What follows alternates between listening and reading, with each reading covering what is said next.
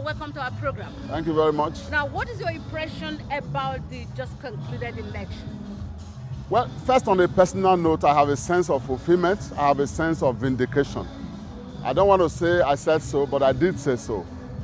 On a general note, I am sure that if you go around the city today, you are going to find an atmosphere of rejoicing, an atmosphere of contentment, of fulfillment, of satisfaction on the part of Edo people. Because right from the beginning, there was a paradigm shift. What has been unique about this campaign leading to the election and the eventual victory is that the people own the process.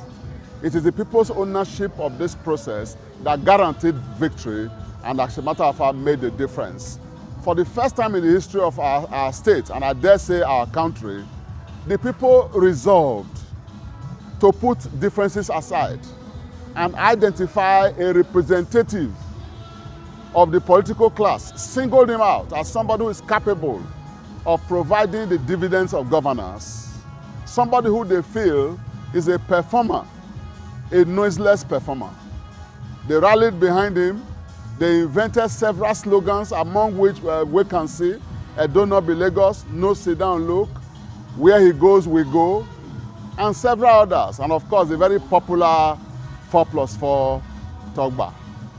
All of these looked at will give the impression that the people have implemented a political revolution, a revolution that has arrested the minds of the people and directed their energies towards wresting power and placing it where it belongs, so that we can truly define democracy as the government of the people, by the people, and for the people. So are you saying that this people's revolution is capable of changing the political landscape in Nigeria? In fact, like I said, it's a paradigm shift. What you have witnessed in Benin, in Edo State, is going to replicate across the country for 3 reasons. Number one, it is now possible for money bags to deploy their funds to buy votes and yet lose an election, even in their units. We saw it in this election. Number two, it is now possible for somebody to differ with the political establishment, in quote, godfathers, and still go ahead and win election with the backing of the people. And lastly, you no longer need to surround yourselves with egbewejas, with non-state actors who parade themselves as lions and tigers to be able to win election. Because it's no longer a case of snatching ballot boxes. It's a case of reaching out to the people and letting them know that you have offered yourself, you have delivered, and you want a renewal and reconsolidation. That's what has happened. It has begun in Edo. Like every other thing that has happened in this country, Edo is the starting point. And I can tell you, future elections in this country are going to take this format. Established politicians, political elites, beware, for the people are coming. Now, taking this election, what would you say should be the lessons for politicians? Politicians have, for me, 3 basic lessons to learn. Never underestimate the power of the people, because there is no arm, no ammunition can withstand the strength of an idea whose time has come. Never underestimate, never take the people for granted. Always count them in, because it is participatory governance that underlines democracy. The second is that money politics should be relegated to the atavistic waste paper basket of history, where it rightly belongs. And then the third lesson is that we can hold successful election in an atmosphere of peace without deploying lions and tigers. Put your arguments on the table. Let the people judge and let the people decide. The minority can have their say, but the majority always must have their way. Now, as the coordinator of Edo Volunteers Voters Assembly, it means that you have a stake in this government. So what would you want the governor to do in his second term? You saw scripture says that to whom much has been given, from him much is expected. The people have put everything on the line for this governor. He has to be sharply aware of the responsibility that places on him.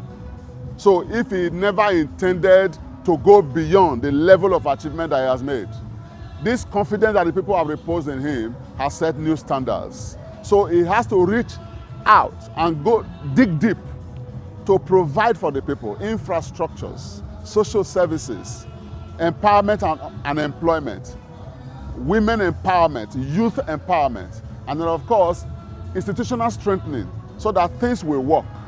And lastly, for me, the governor has demonstrated a certain trait of character. He must not depart from it. He must stick to it because that's what endeared the people to him. Going forward, I know he has the capacity to do better. He needs to put in place a team that can reason like him and are devoted and committed to development, because that's the only way to go. So what would you have to say to the people of Edo State? Why? Because why I'm asking this is because, you know, there was this fear that, you know, kind of pervaded the air, and it gave a lot of people cause for concern. But, you know, we didn't have any incidences of violence. So what would you say to Edo? I celebrate Edo people today, and I commend them. They just quietly waited for the opportunity to go for the jugular. While there were rumors of war, threats of violence, the people remained resolute. They were not scared of. On election day, they came out resolute, queued up patiently to go and cast their vote. So my advice for them is that this is an opportunity for them to deepen this, to build on this, and to resist violence, to resist vote buying, inducement of whatever kind.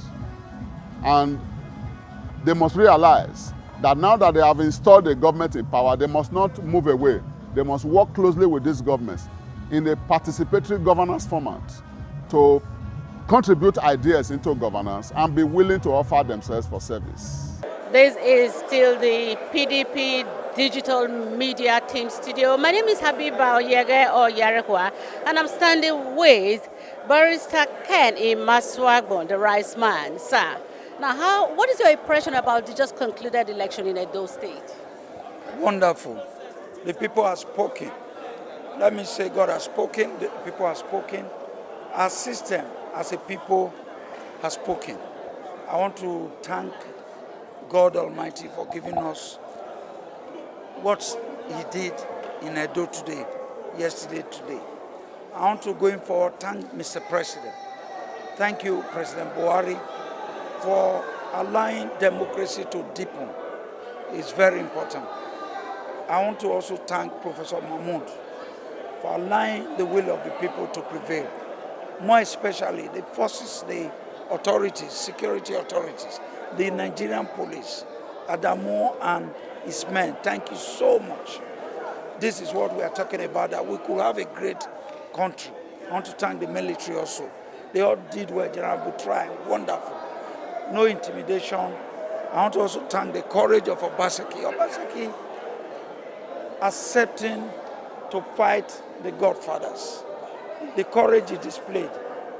Governor Obaseki, thank you so much. Above all, the people, Edo people, the resilience of Edo people, that their voice must count, their vote must count. Edo people, thank you for allowing your will to prevail. So how do you think the outcome of this election will change the political landscape in Nigeria? Yeah, surely it will, because what we have done in Edo, we said Edo is not Lagos. We said no to Godfatherism. Now the Godfathers era have ended. They've been defeated and flattened. They have been decimated. The Godfathers are no more anywhere anymore.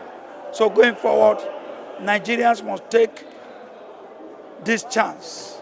What we have done in Edo, that Edo is not Lagos, that the tyranny of the few must not be allowed over the will of the majority. That democracy is about the people. It is not about the tyranny of the few or selected few. Going forward now, I expect every Nigerian, every state in Nigeria to take example that when we are united as a people, when we are resolute as a people, there is no achievement we cannot achieve. There is nothing we cannot achieve. I have said, Abiba, I said, Edo people, we are the finest species, the greatest species created by God Almighty under the face of the earth. And we've seen the courage of an Edo man. We've seen the beauty of an Edo man. That in Edo we have men like Riceman. We have men like Mati Roide. We have men like Dano Siobi, men like the governor himself, who could challenge the orthodox status quo, who could say, we want Edo to have a new beginning. This is a new beginning for Edo State. Godwin Obaseki must settle down quickly and swiftly to do the people's job now. No more excuse. All right. He's got no excuse. He must perform and he must deliver to the people. Now, talking about delivering to the people, what would you expect the governor to focus on in his second term? He must focus on security. A secure Edo State will produce an investment society. He must quickly and swiftly, he's done well in education in his first tenure.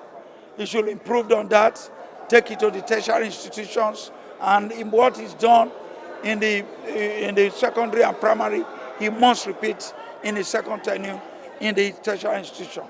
He must, he has created an enabling environment for investors to invest.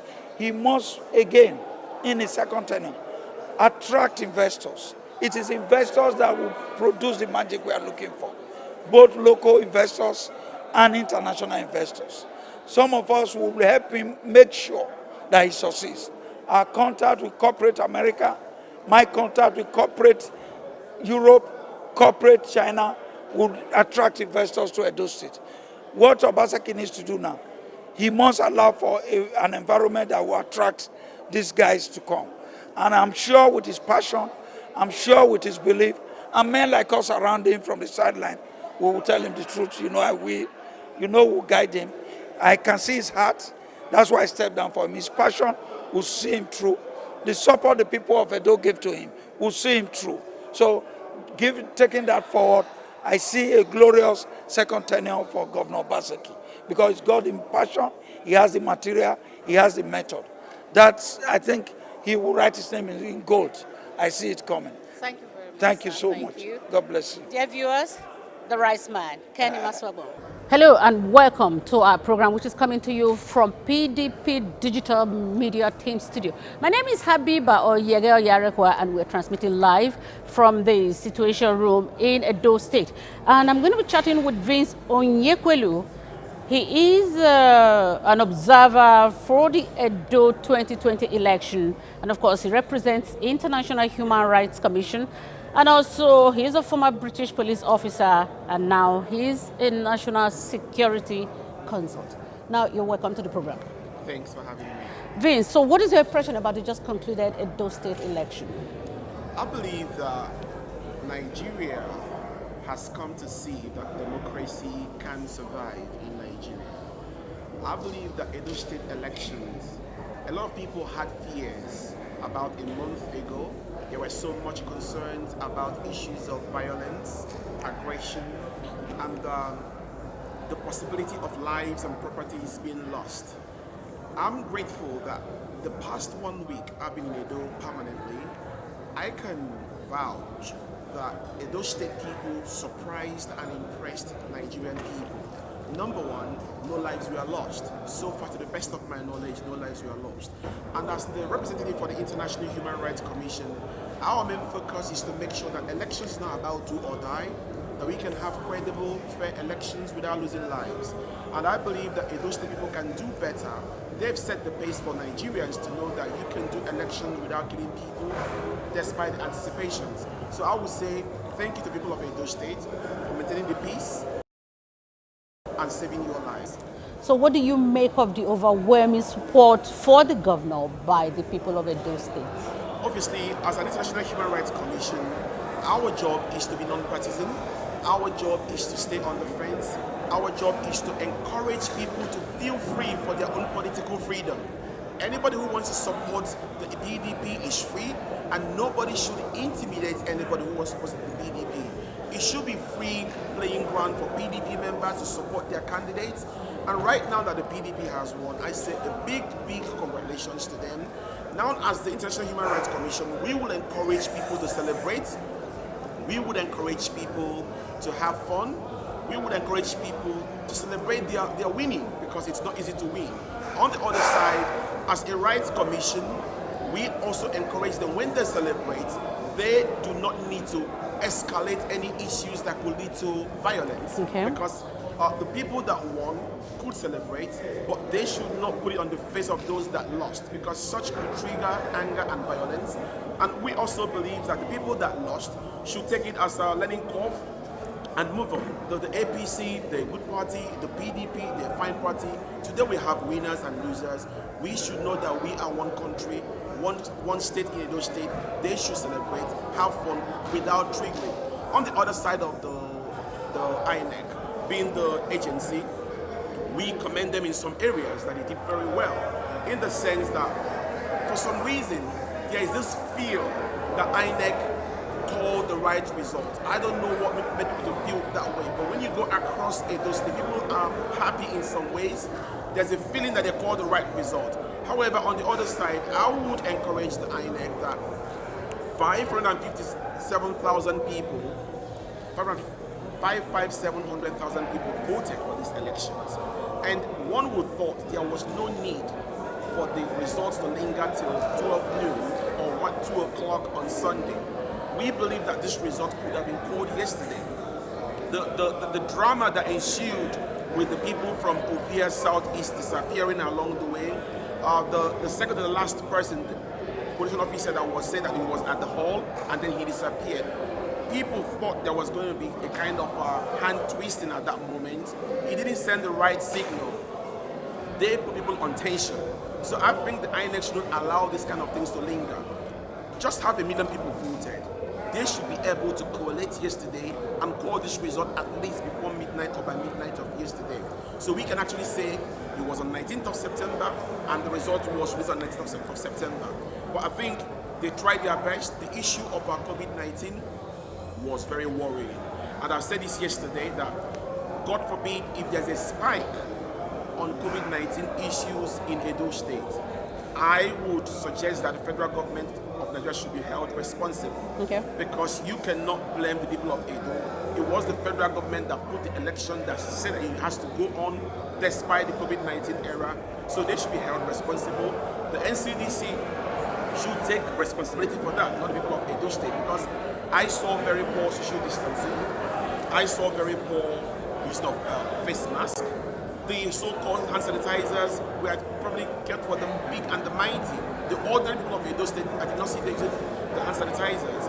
But they were available for them to use. If they were available, I believe right at the gate of entrance, number one.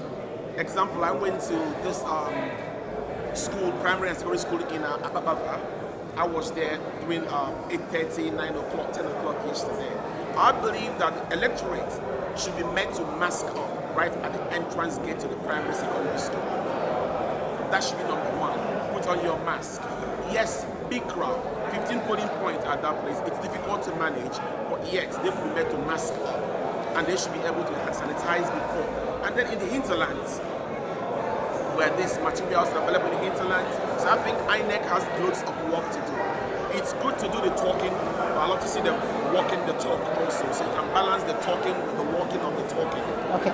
Now, he has said that we have winners and losers, but for some of us, we'll say it's a win-win for everybody. Why? Because the governor, regardless of party lines, is for the people. It's our country, it's our state. We are all one, regardless.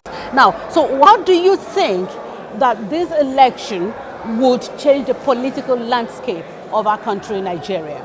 See, as somebody who comes from the international agency, what you've done in Edo State yesterday has set a new landmark for Nigerians as a whole. Number one, it shows that the people can speak in unity and their voices will be heard and must be heard, because the people are the real politicians.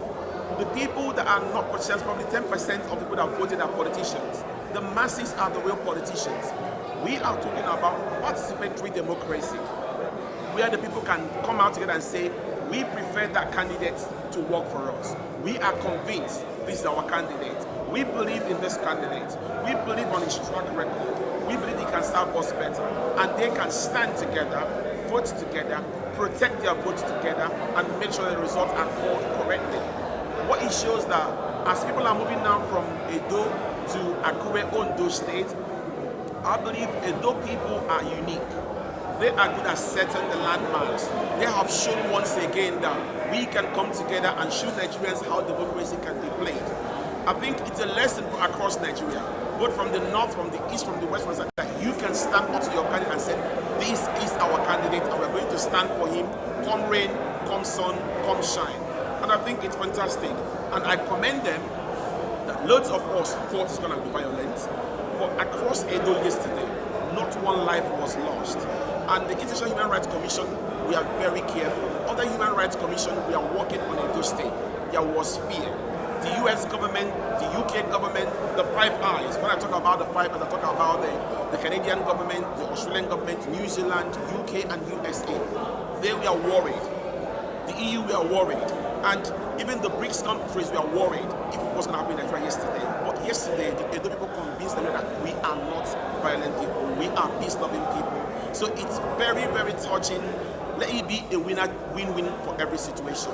The winners, the losers, it's about Edo State. They can go for good governance, serve their people rightly, and work as brothers. And may I also commend the fantastic work the Oba of Benin did. Because as a father, as a leader, at a point he stepped to the picture. He called his boys, his sons together and spoke to them. Culturally, you cannot mess with that kind of throne. Traditionally, you must to the father. And once he spoke to them, there was this calm.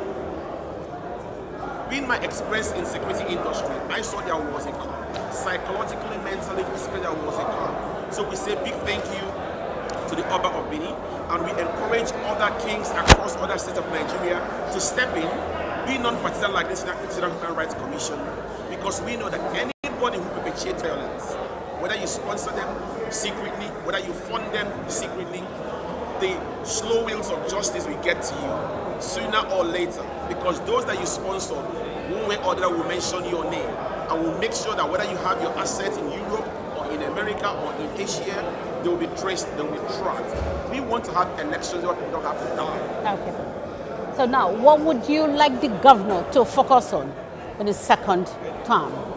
I think his promises, we are very clear. We live in a computer age, whereby the promises he made cannot be questioned. It's well documented, both in words, in video, in audio. So I don't have to tell him what to do. He has to do what he has already promised. I think we ran on an agenda called the Mega Agenda, and I think it's well specified that we would expect him to fulfill what he promised. As a human being, if he can fulfill all of them, fantastic. If he can do 70, 80%, fantastic. So I think he has proven that he's a good man. Something he said touched me very well, and I must commend him for that. Because I think 48 hours to the election, I think he said something about if any blood of Edo person has to be spilled for me to lose this election, for me to win, I don't want to win this election. That touched me, because coming from as an agent of Human Rights Commission, I felt that the world over should respect that kind of words. 48 hours to election, someone had the guts to say, if anybody's blood has to be spilled for me to win, I don't want to win such an election. That touched me. That was humanity in practice then. It's not about talking the talk, it's about walking the talk. He touched me because those words can tell people, I'm not here for violence. Just go vote your conscience. Don't fight. Don't shed blood. That touched me. And I say, well done to Mr. Governor for that. I say congratulations to him. Thank you very much. All right, we have been chatting with Vince Onyekwelu, a former British police officer and, of course, now a national security consultant. Thank you for joining us on the program. Thank you so much. So we'd like to say a big thank you to the security operatives, the electorates, INEC, the observers, the media practitioners, and, of course, everybody that participated in any way that that resulted in the peaceful election that we had yesterday.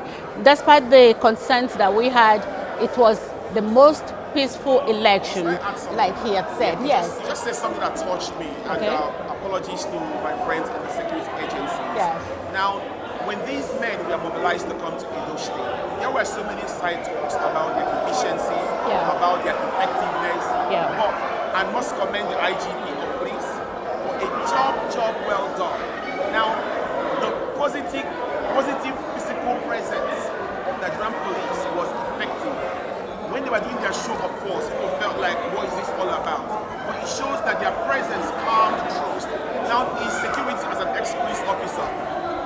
what we call the chest. Yeah. C-H-E-S-T, the chest. Now, the C there stands with community collaboration. Okay. The police were able to collaborate with the community, with the Oba of Benin, the rulers, the chiefs, and they had this peace. Number two, the H, they managed the hotspots. We got intelligence about Edo being a hotspot. We got information about Edo North being a hotspot, but they focused on the hotspot. The E, environmental design of the polling unit. It was plain. You can, from one end, see what happens at the other end. So it was easy for you to use visibility to see what and to secure lives. It's called preventive crime management. Okay. And in conclusion, let me say that I'm happy to have been here. The International Human Rights Commission is always watching. It's like Big Brother is always watching. And we continue to watch. Even after the election, we keep watching. We'll be watching and we're watching forever. So Big Brother is watching. Thank you very much. All right. Like I was saying thank you to the security operatives, the electorates, INEC, observers, media practitioners, and of course everybody that has contributed to the election that we had yesterday. It was very peaceful. And of course our royal father, the Oba of Benin, Oba Ewaye II, Oba Tokwe is thank you very much, Daddy. And we would like to say big congratulations to Governor Godwin Obaseki. Yes, he may have won under the umbrella, that is the People's Democratic Party.